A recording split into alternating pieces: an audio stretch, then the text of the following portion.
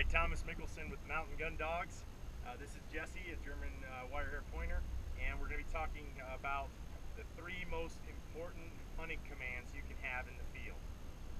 The first being coming when called, the second being heeling, right? Getting to and from your car, that sort of thing. And the third being having a way to stop the dog, okay? So we talked in an earlier video about how to stop the dog. Today we're just going to be talking about heeling. Quite simple, just need a leash, need the dog obviously. I always hate these videos because they always show you a trained dog.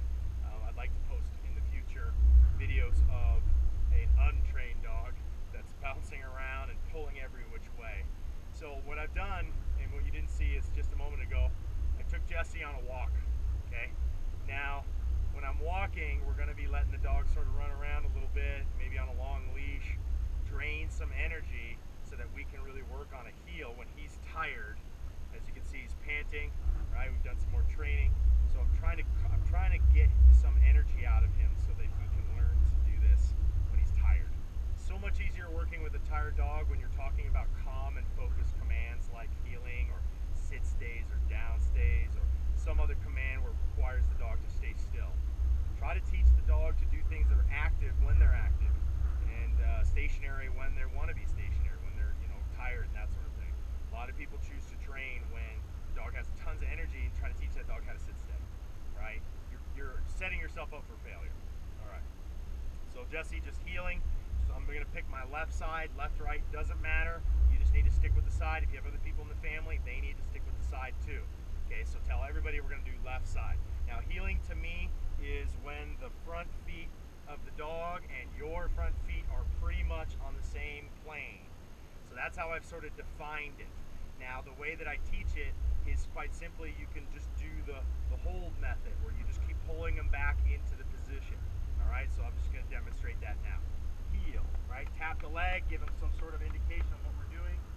Just quite simply heeling, get out of position, pull back into the heel. Okay, so hard to demonstrate, but just walking.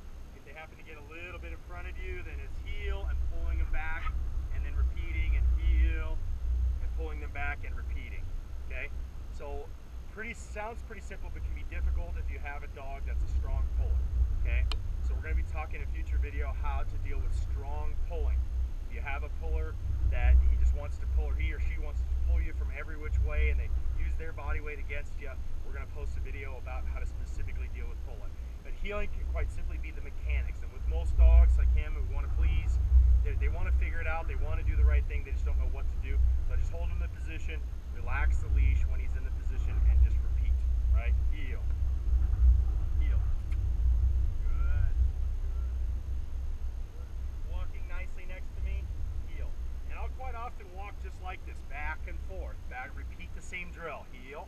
That way you're turning away. You can turn into the dog, which is a little bit harder, right? Just back and forth. And then they don't have the room and opportunity to run away from you or run to the next bush. So many people want to teach heel while they're walking down the street or down the trail. But then there's a smell, and then there's a new smell, and then there's a new smell.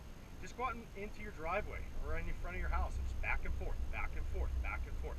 Heel, tapping the leg, using the leash to pull them along. Heel. Heel. Okay, if they're bouncing around, just nope, nope, and then heel, use the leash. Use the leash until the leash doesn't become the reason that you're doing it. So you've got to have a way to relax the leash over time. All right? If you have a strong puller, watch the next video about strong pulling, because we're going to get rid of that with another technique. But if you just have a dog who's just learning, a puppy, a young dog, just be persistent with it. Got to get to the point where the leash is not the reason they're staying with you, right? Heel, right? See, without the leash, he's starting to do this just for repetition. Heel. Okay, so the leash can be nice and loose. He understands that, and that's just through lots of just repetitive again and again and again and again. Okay, nature of the game. CPR, consistency, patience, and repetition. Okay, this is just the repetition part. All right, try that out. Let me know how it goes.